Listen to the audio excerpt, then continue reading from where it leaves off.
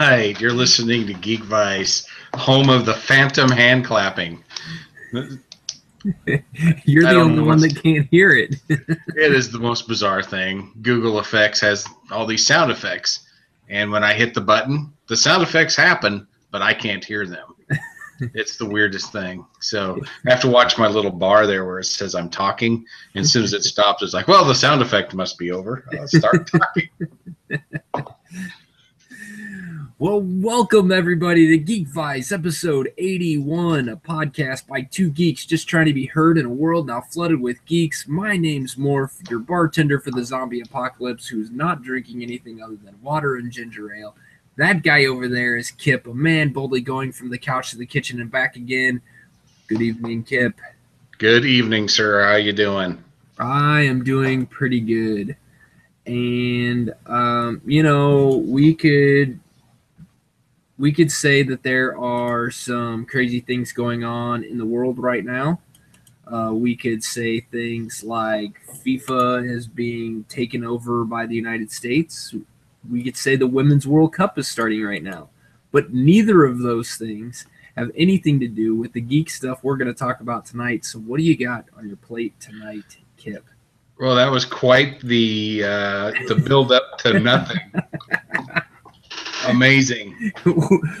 This episode is going to be on par with FIFA getting completely destroyed and the Women's World Cup starting, and we're going to have a lot of movie talk coming up. So, we got a lot of stuff tonight. Apparently, we need to get going. So, my weekend was a manual labor weekend. I cut up some fence, taught my wife how to use a circular saw. Ooh. And one of my friends told me she does, and all her toes. But one of my friends pointed out that this was a bad idea because now it'll make it easier for her to hide the body when she finally does kill me. That is true. Yeah, and it's like, yeah, you're right. But she enjoyed the hell out of it, so that was pretty fun to watch. And then, I did a brake job on my car, so it seemed like I've done nothing geeky to talk about on the podcast. And then the wife had to point out to me that, we watched a lot of TV and a lot of movies because you were complaining about being sore from all the manual labor you did. So like, yeah, you're right. Damn it. So let's start this bad boy off with a TV show. It's on FX. And season 1 is now out on DVD. And it's called You're the Worst, which is funny title. I don't know. For some reason, you tell people I'm watching You're the Worst. I think they look at you like, did you just insult me? I'm totally not sure. I had never heard of the show. She got it from the library, and it's like, well, let's give it a shot. And it stars Chris Gere, who is British, and you can't tell by the name, but it's the male lead, and this woman named Aya Cash, Aya. And basically, they're like the two most toxic people anybody would ever know. He plays Jimmy. Her character's name is Gretchen. And they just kind of go through relationships like you and I go through glasses of water. So they meet at a wedding where he pretty much he used to date the bride, and he just kind of was there just to ruin her wedding. So that's the kind of person he is. And those two end up hooking up and falling in love, and they're totally against being in a relationship, don't even want to call each other boyfriend and girlfriend. And so the whole 10 episodes of the season is basically about them having a relationship, but they won't admit it's a relationship. It's pretty dang funny. And I don't know, if for some reason I've never heard of the show, and it's pretty dang good. I mean, it got an 8.2 on IMDb, which is pretty good. Yeah. Don't think I'd heard of it either, and it says that season 2 is going to start this July. Yeah. So that, yeah. All right. Yeah, exactly. And the people show up, and you're like, that guy kind of looks familiar, but I think it's from commercials. And the main girl in this Aya Cash, who plays Gretchen, you're like, I've seen you in something, but I couldn't tell you I couldn't say her name until we watched the show, and it's like, oh yeah, that's what her name is. But I don't know, it's just one of those well-written comedy. Yes, it's a romantic comedy, but it's so well written and snarky, and it's just great. So if you get a chance, and I think it's one of those shows, if you watch just one or two episodes, you don't really, the first episode you're watching it going, holy cow, look at all the sex scenes, this is awesome, and then it just kind of tails off from that. But it's on FX, so you're not going to see anything. But they go as risky as possible, which is fine. That's not the draw of the show. The draw of the show is the writing. It's really well written. The dialogue is fantastic. The two main characters play these toxic people who just pretty much kind of just tell you what they think, do whatever the hell they want, and they're perfectly matched because of that. It's just a great little show. So if you get a chance, check out You're the Worst. Yeah, I'm looking through like our summer preview thing, and it wasn't on there either. So no, I think people forget the FX channel's even there. Yeah, I know I do. I do too. Sorry, FX. A lot of times it's just reruns of movies that I don't want to watch. Exactly. Huh. Yeah, So, I'll have to check that one out. Yeah, like I said, it's an 8.2 on IMDb, so it's not terrible. Yeah. And I watched it, and it's actually really good. So when it starts up again in July, I'll be watching. So hopefully other people will watch so it gets a third season. But yeah, I liked it. Yeah. Gonna have to check that one out. Yeah. So we binge watched that, and then when it was over with, it's like, dang. Now what? So we were kind of in this documentary mode. We watched a documentary on Atari, which was pretty fabulous. Oh, that one would be good. It was basically about the E.T. game. Okay. And how that's supposedly the worst game ever made. And there's like millions of them in a landfill in Arizona or something. Alamogordo, New Mexico. And Arizona, that's what this New was. Mexico, same thing. Yeah, so that was kind of the premise of the deal. Is these people are like, is this an urban myth? Are they actually out there? And if they are, we want to dig them up. And then so it kind of went into the history. We can burn them and make sure nobody actually has to deal with that video game ever again. That's the thing. Have you ever played it? I have not. It can be frustrating, but to label it as the worst video game ever, I think is not fair to that game. I don't know. I played it as a kid. I still have a copy of it. I still have the cartridge with my Atari 2600. I actually beat the game. I don't know if anybody else has done that, and I just lost Morph. There, you're back. I'm back. Sorry. I was just saying it's not the worst game ever. I played it as a kid. I still have my copy. I actually beat the game. Really? As a kid. Yeah. Basically, you wander around looking for the 3 pieces of a phone so E.T. can call home and get taken off the planet before. And then there's like an FBI guy and these things that try to take you. If the FBI guy gets you, I think that's who he is. He takes whatever pieces of the phone you have away from you, and then you got to go find them again. Every room, whatever you want to call it, has 2 pits that you can fall into or go into on purpose because there's things hidden in there as well. And the problem with the game that a lot of people had was even if you touched the pit with the head part of ET, you fell into the pit. So even if you just barely even grazed it, whoop, into the pit you go. So that's where everybody's frustration came out. And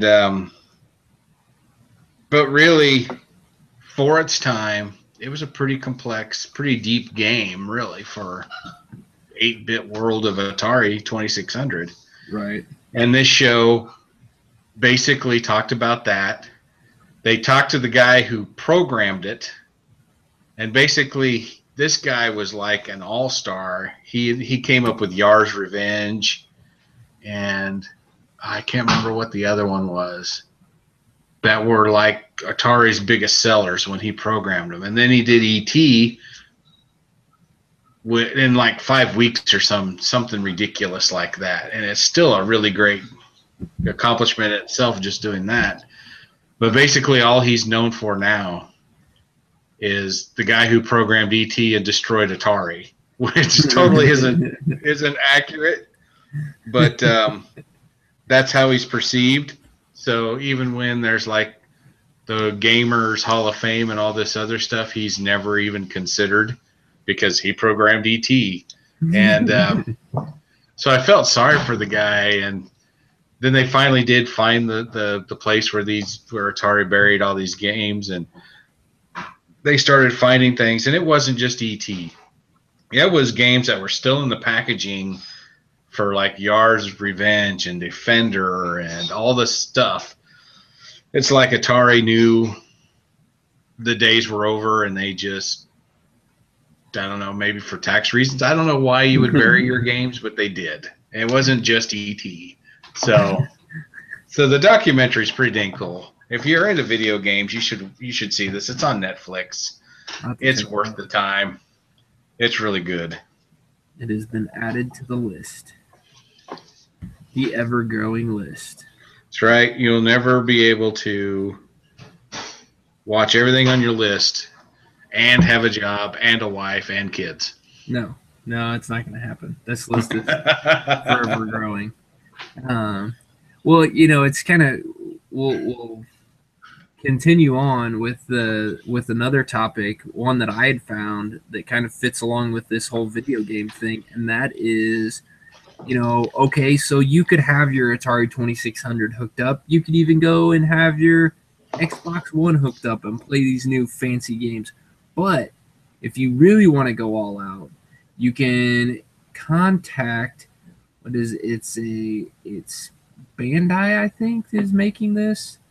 But it is a Star Wars Battle Pod. It is an arcade game made for your home.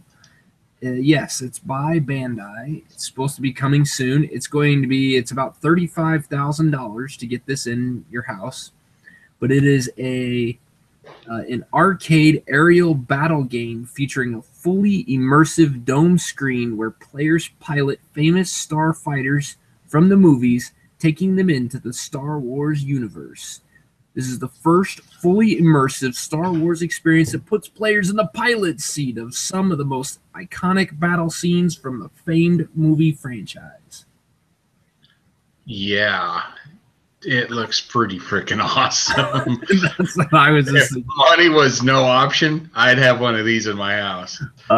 Yeah, this thing looks really cool. And, you could get your name added to the end credits for only $100,000. So, is that all? If you're going to get it, you might as well go all out. Get your name put on it, too. Heck yeah. It's like, oh man, but this just looks cool. Some of the screenshots and stuff that they did. This thing looks like a lot of fun. Just flying around, taking down the AT-ATs. That's right. You can do the trench run on the Death Star. Yeah, that'd be all right. You could use the Force. This looks really cool. I wish I could have something like this. I wish I had. I mean, if I were to have $35,000 to spend, I would love to get this. However, in the current house that I am in, I wouldn't have any place to put this. So you can keep it at my house. I need a bigger. It's what I'm willing to do for you as a friend. So is that it? Yeah, That's it. I need a bigger house before I spend the 35 grand to get this, but that would definitely be cool. And I'm not even the biggest Star Wars fan out there, and I still think this would be cool. Yeah, I am a big Star Wars fan, and it's it's just way too cool. Yeah, yeah. I'm Yeah. just looking at the screenshots. It's like, holy cow. Yeah, I can't stop staring at them. It's like, man, I can't imagine getting to play that. Yeah, and it's kind of, I've always I think these things are kind of cool. There's a few games that are kind of like this at one of the arcades, not far from me, and I think they look cool. I like the idea of them. I've gone to Dave and Buster's and seen some like this too. They haven't been Star Wars. That's the big kicker with this one is it's the first Star Wars game like this. But That's what doubled the price, I'm sure. oh yeah, yeah, to get that Star Wars licensing and all that stuff, yeah, you got to pay Disney for that. So yeah, but I think. What do you feel about like having just an arcade game in your house? Well, it depends on which one it is, but I've got like 5 consoles in my house already. Justifying an arcade game would be pretty tough sell. Yeah, I kind of wish that I could just start my own little start my own mini arcade like out of my garage or something. Like just get some, have all the neighbor kids be able to come over, just a place for all the kids to hang out. That's just all these cool arcade games, but you'd have to go with like old school ones because the new arcade games are just kind of, to me, they're just kind of lame. Like you go to an arcade and look at the stuff that's there, and I just don't find them all that appealing. They're not like the X-Men arcade game or even the Simpsons arcade game where it's like that you'd play it and you wanted to like put more quarters in to play more. Like the story kept you wanting to. I don't even know if it was the story, but just the gameplay was simple enough that you felt like you could win, and so you'd want to keep playing. Yeah, when I was a kid, that's when arcade games from Atari and things like that were first coming out. Yeah. So you had Space Invaders, you had Pac-Man, you had Defender. Asteroids was another huge one that was an arcade. And you kept shoving quarters into those things because those games, there was never an end point. All it was just trying to beat your best score. Right. And you would have that one game where everything just went wrong and you're like, oh no, I can't end on that note. Throw another quarter in there and then you get really close. It's like, man, I was almost there. Put another quarter in. So those kind of games drew me in because it was just you were always going to lose. You were just trying to see how much better than the last time you played you could be. Yeah. Well, it's kind of like, that Tetris thing. It's like, I remember playing Tetris on the Game Boy, and it was, you'd sit there you'd have like 2 or 3 friends sitting around you, you'd play Tetris, and then it was like, oh, you lost, so then you had to pass it off to the next guy. And you're like, you're sitting there playing you could be doing anything else in the world at this point, and you're playing Tetris, and you're passing a little, black and white Game Boy around, a circle like you're smoking weed or something. Puff, puff, pass. It's like, I mean, it's just crazy. But yeah, the arcades for me were more on the like Gauntlet. There was X-Men arcade. I remember that one when I was younger. Of course, Mortal Kombat. NFL Blitz. Like, so some of the games that were more like that, the sports ones were probably the most frustrating because those, like, you'd only get to, for a quarter, you'd only get to play 1/4 of the game. Oh, yeah. So you were spending $1 or $1.50 to just try to play one game. It's like, that's the most annoying thing ever. But yeah, I agree.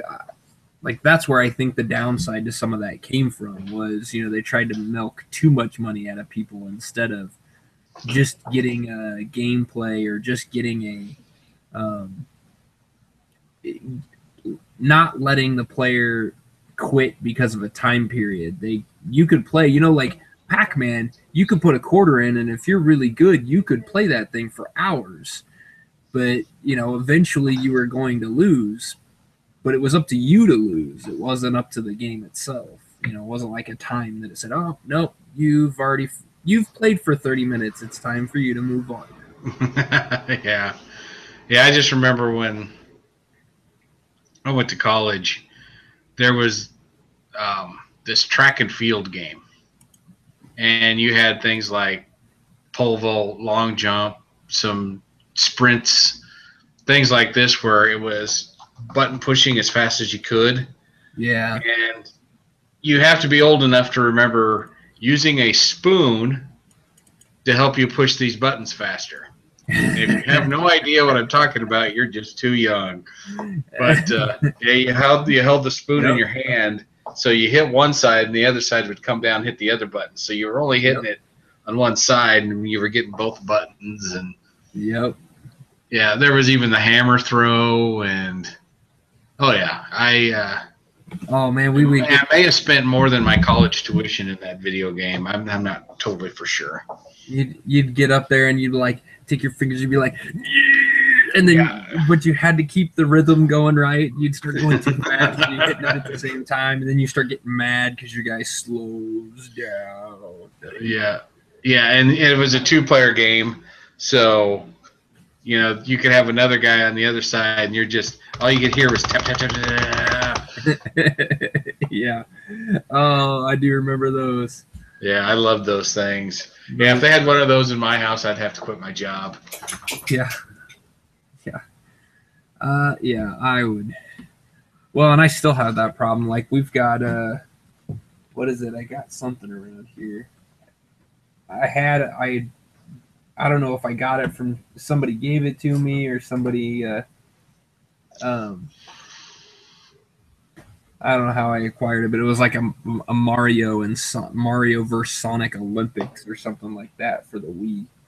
And the kids love playing it. Like me, I just look at it and go, no, I'm not going to play that, because if I start playing it, it's going to be just like playing track and field back on the NES, and I'm going to sit there and just, I can't quit. I can't quit. I can't quit. I can't quit. That's right. Yeah. That's how they get you. So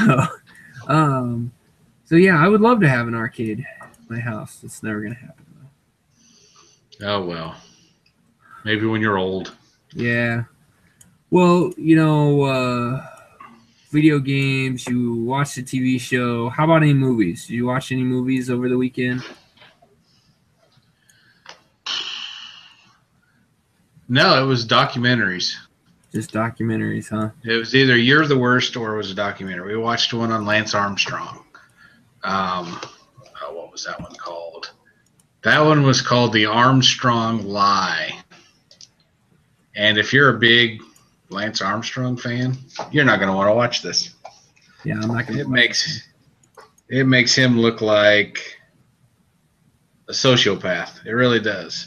It deals with his rise, his cancer, his rise again, his doping, and they just don't paint a pretty picture. And it's a documentary, so you're just getting information presented to you from somebody's side. So you don't know exactly how accurate this is, but they do use news clips and interview clips and things like that, and you're like, yeah, this isn't helping his credibility whatsoever. So it's not really a geek kind of a topic. It's bike racing. You don't push any buttons, so it's no fun. But it was just one of those fascinating things. You watch this and you get done, you're like, wow. was never a big fan before. Now I can really say even less. I'm not a fan. Well, but that was basically it. We just watched documentaries and try to learn stuff. So while I complained about being sore. Here's something you can kind of watch out for, when you're looking for a movie to watch, and that is the reboot of League of Extraordinary Gentlemen. Do you remember this movie back in 2003? Yeah, the Sean Connery. Yep. And Alan Quartermain, Visible Man, Dr. Jekyll and Mr. Hyde. Yeah, that's right. Yeah. Based off of the comic book from Alan Moore and Kevin O'Neill. I guess it's a graphic novel because I don't think it was actually released in floppy pages. I believe it was just one big long book. But there's going to be they're going to reboot this. 20th Century Fox is working on a new League of Extraordinary Gentlemen movie. It's same name. There's really not a whole lot out there right now. There's no release date or anything like that. But what did you think of the first one, and do you think this is a good idea or a bad idea? Well, I saw the first one, and it was terrible.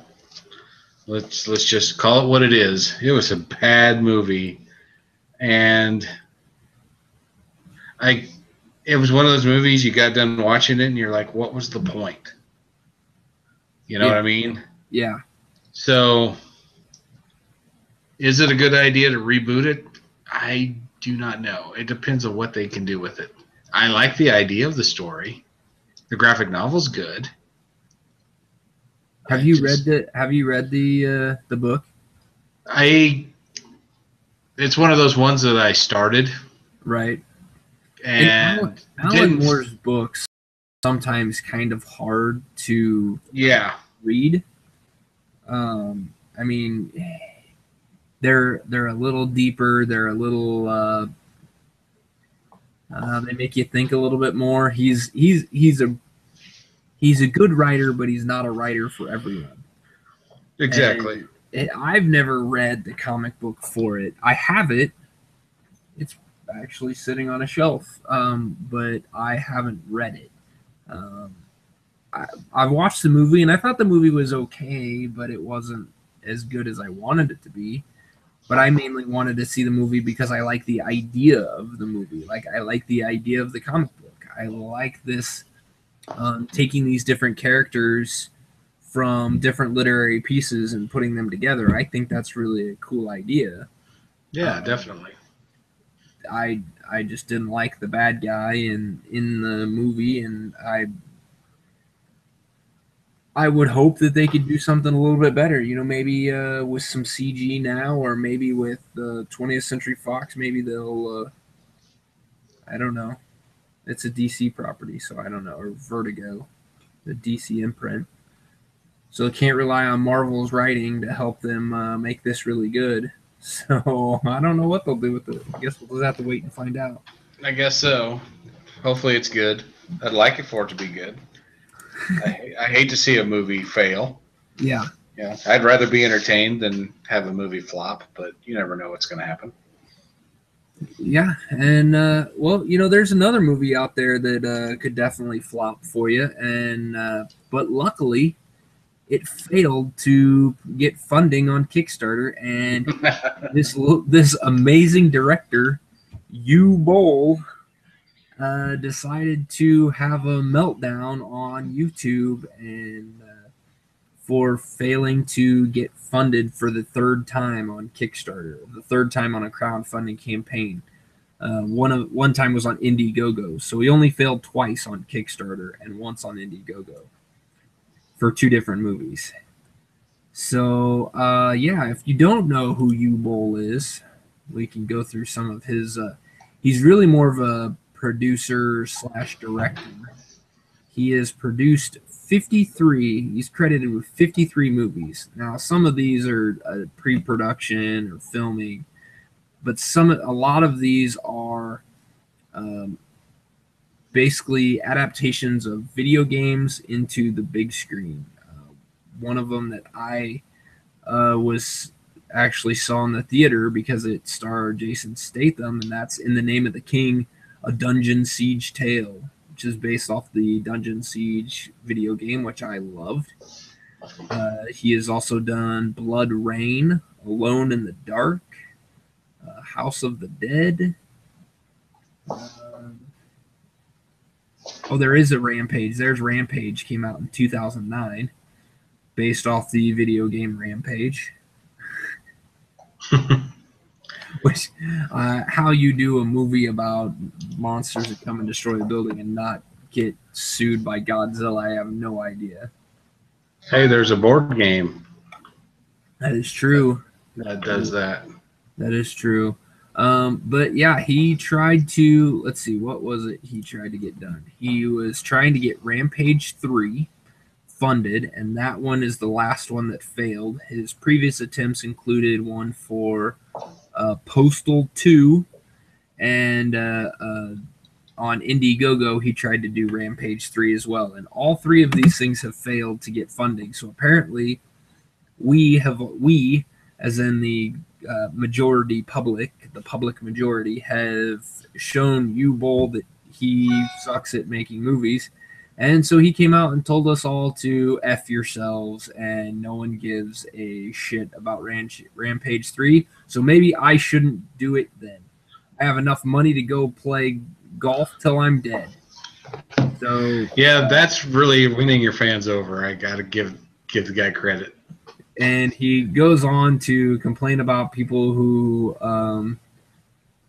about people giving $600,000 to a movie about some retarded wizard in the forest or some Marvel Avengers bullshit dirt.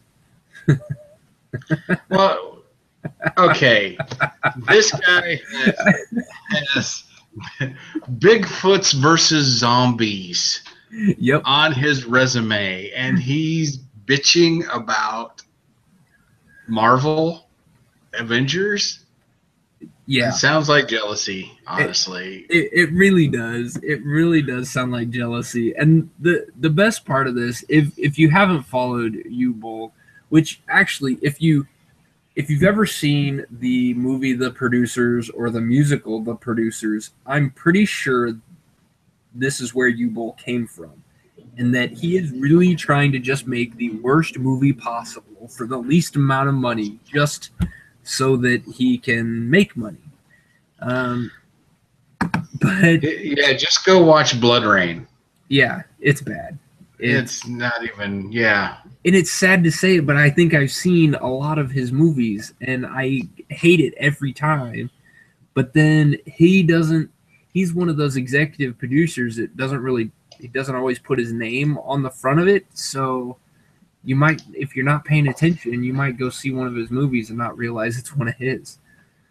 But this is my favorite part about U-Bowl, and that's that he tried, when Sam Raimi left the Warcraft movie, U-Bowl tried to get the job of director producer for Warcraft, and Blizzard looked at this, and Paul Sams, who works for Blizzard, responded with, "We will not sell the movie rights. Not to you, especially not to you." Yeah, that's awesome. So, yeah, that just kind of sums it up right there, and I think it's great. This right here, this story right here, is what makes me think that crowdfunding really is a good thing.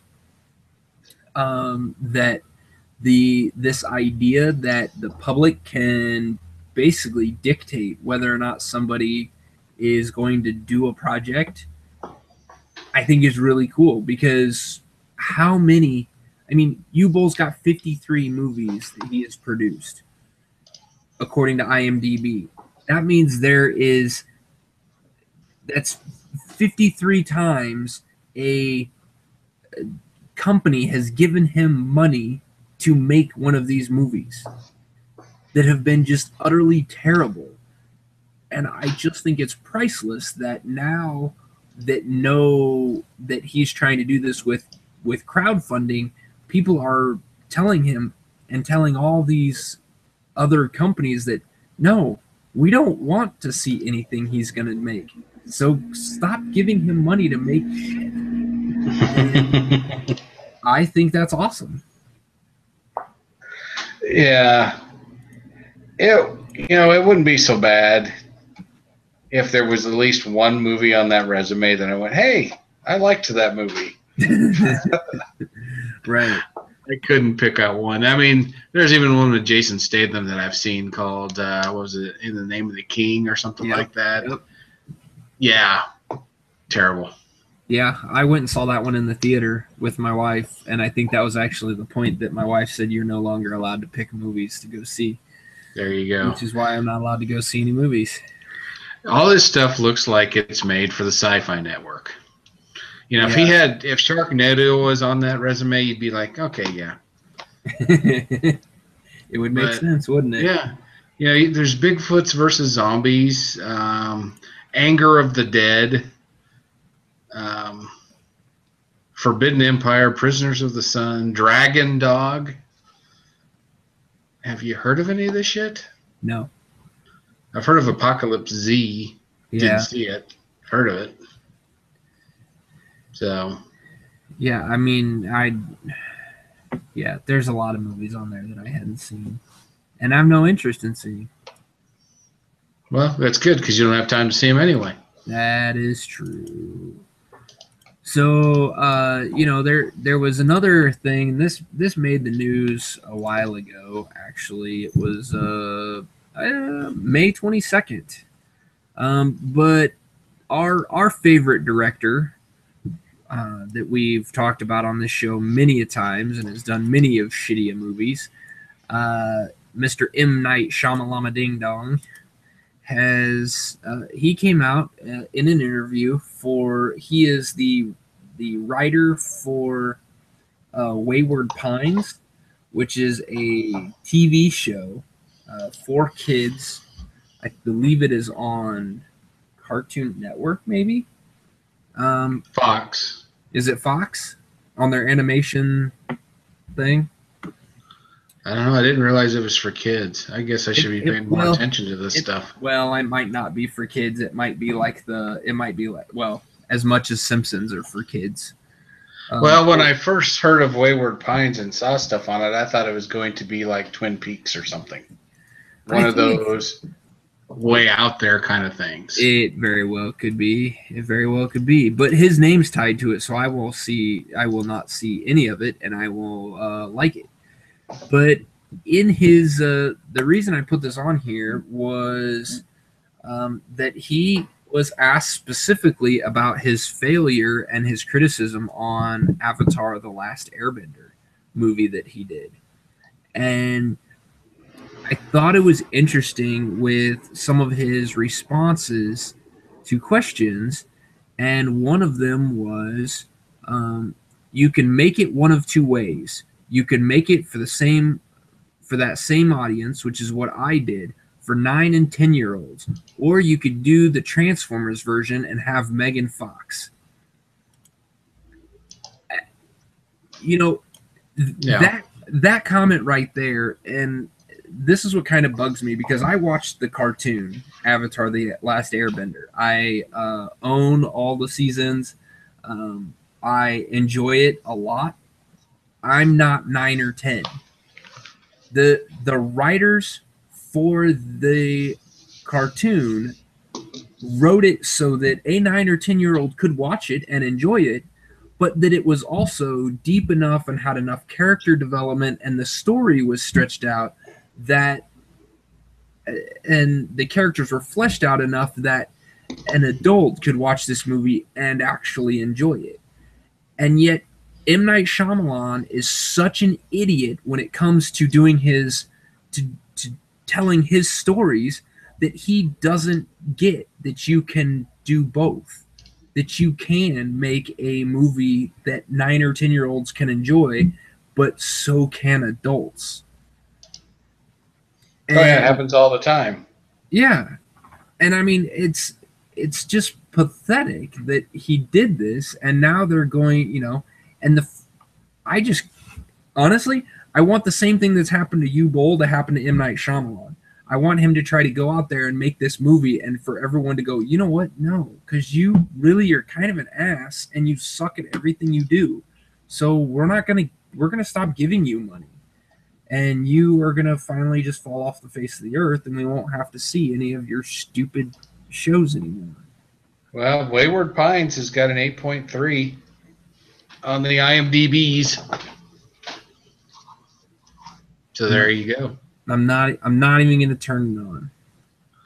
I probably will at some point because it's going to be like a train wreck for me. I'm just not going to be able to turn away. But I will eventually succumb. That's all I got. Yeah, it's definitely. Well, M. Night Shyamalan bashes Transformers in this interview a lot, and Transformers. Well, that's the whole thing right there. Is he trashed your beloved Transformers? No, because those movies are awful. they're just as bad as his movies, and that's the thing. He makes it sound like his movies are so much better than Transformers, yet the Avatar: The Last Airbender movie, I would actually say, is worse than the first Transformers movie, worse than the second Transformers movie. Maybe not the third or the fourth, but definitely worse than the first two. And I mean, he just has this, I don't know, bloated thought of himself and his work, and maybe that's normal. Maybe you have to, in order to survive in Hollywood, you have to be like that. But yeah, the creators of Avatar: The Last Airbender have actually come out and said that they actually have elected to pretend that the live action film didn't exist. So they're not a big fan of M. Night Shyamalan's portrayal of their work either. So take that, M. Night Shyamalan ding dong. Well, at least you're not bitter. You got that going for you. Yeah. Go suck it.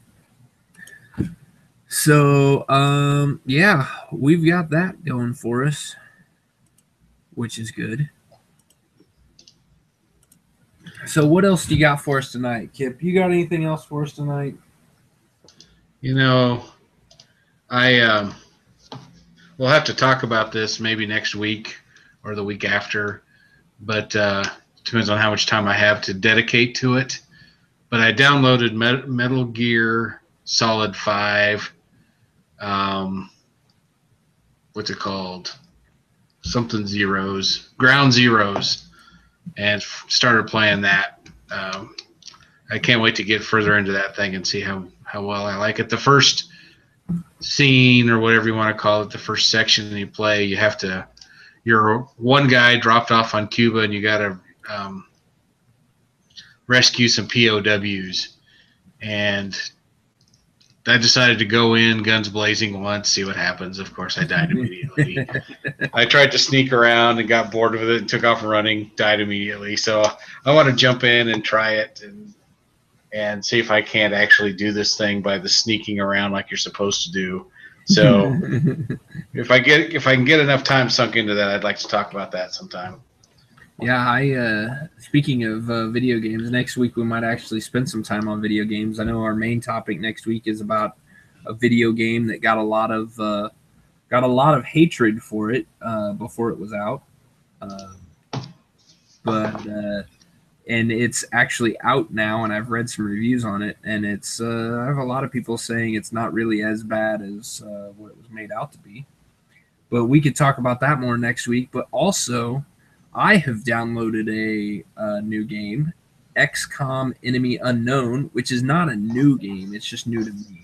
This game has been out for several years, and actually part of the reason why I think I got it was on sale on Steam, because they've announced that XCOM 2 is going to be coming out. And if you don't know what XCOM is, it is a tactical warfare type game. So it's turn based. So you have your characters, and they are out on a. This one is, it's usually a gridded area, but this one is less gritty and more like just a kind of a map. Think of it like a 3D map. You have your little miniatures there, and you're moving your miniatures around and then performing actions, trying to flank the bad guys. The bad guys are trying to flank you, and it's basically aliens have landed on Earth, and XCOM is the special group, a special forces group to stop the aliens. And I have played I played the tutorial, and I actually made it through that one fairly easy. I played the first mission, and I thought, okay, I think I could do this. I played the second mission and had all my guys die, and so I lost. That sounds about like me playing. So I shut it down without saving it so that I could go back and try this again. But yeah, it's kind of fun. I like it. They changed the way the tactics work a lot. So I'm hoping to get some more playing time into that this week, and we can talk about that more next week. Yeah, it sounds like we're both in the same boat. We've been playing, I know we need to end this, but we've been playing a lot of Lego games. Yeah. In fact, we started playing the Lego Hobbit game tonight, and having a lot of fun with that. We've kind of finished up Batman 3. We got some cleanup to go in and do, find all the mini kits and stuff like that. Right. And so are you still that's taking away my video game time is doing it. Yeah. Are you still enjoying the PS4? I am enjoying the PS4. I cannot lie. I do like that. Isabel just wrote that she loves the Lego Marvel's Hero game. You finished that, didn't you? I have finished that, and we have almost, the boys and I have almost 100%ed that one. Yeah. We have, I believe there are like, what is that one? That one's not stars that you're trying to collect. Studs. I think there's only like, there's like three parts to each level kind of thing. And I want to say that we've gone through the main storyline, and then we've gone back and played through the storyline or done the free play on every level, and I think we're like 98% on all the levels. Dang. So, and then Reese just likes going through, and with him and his friends will play it, and they'll just go through New York and collect studs just so that they can go then buy new guys. So he has almost bought all the guys in that you can be. So that's a big achievement. You get a big achievement for that too, don't you? Yeah, there is one. I'm like, I keep telling them, like, you just keep going, just go get more, because I don't want to go through and do all that, but I kind of want that achievement, especially since he's playing under my profile. I'll get that awesome achievement. There you go. Because that looks good on a resume. Yeah. I'll put that on my next one. I'm looking for a new job because I've been fired for playing too many video games. Yeah. All right. Well, we'll end that one here. We'll talk more video games next week. We might even have a special guest on next week. We will see how that works. But in the meantime, you can check out our blog at geekvice.blogspot.com. You can follow us on Google+, which I'm going to guess is going to be going away here soon. And Facebook, that's not going away. Just search for Geek Vice. You can also find us on Stitcher Radio. You can find us on iTunes. You can download our podcast wherever you download your podcasts at. You can follow Kip on Twitter at Kip Killigan. You can follow myself at Geek Vice.